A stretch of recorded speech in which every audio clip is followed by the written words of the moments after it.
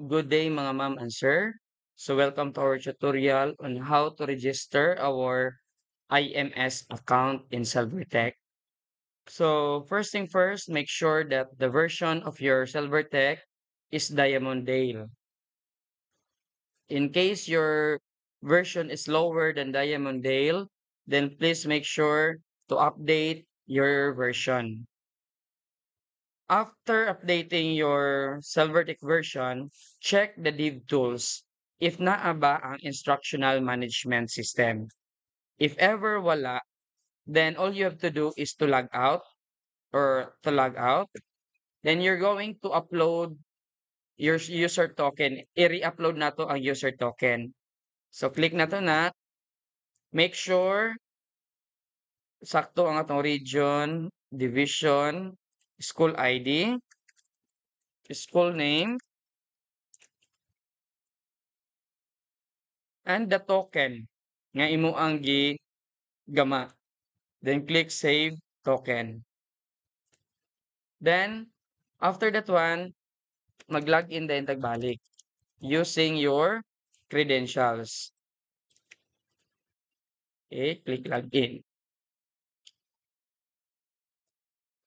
Then after that one, make sure in the school profile imong entryhan og sakto. Make sure ang division og ang region eksakto. Then click save. Then check the div tools if naa na ba ang instructional management system. If naa na, i-click nato na. So,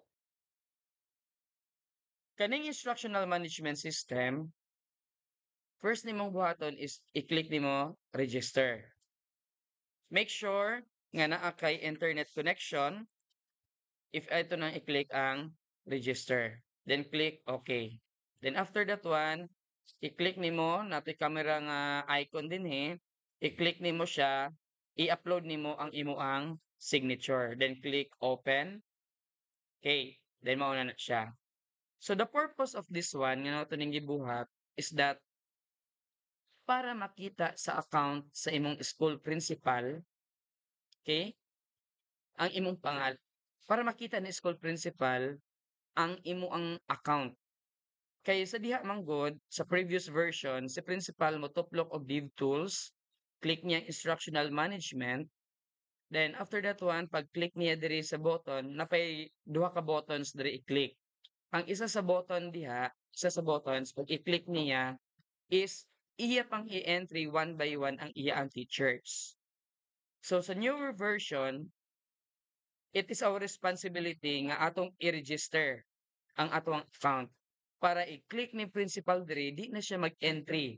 Iya na dayon makita automatic kung kinsa ang nag-register. So instead sa principal mag-register one by one, so kita na ang mag-register sa atong account.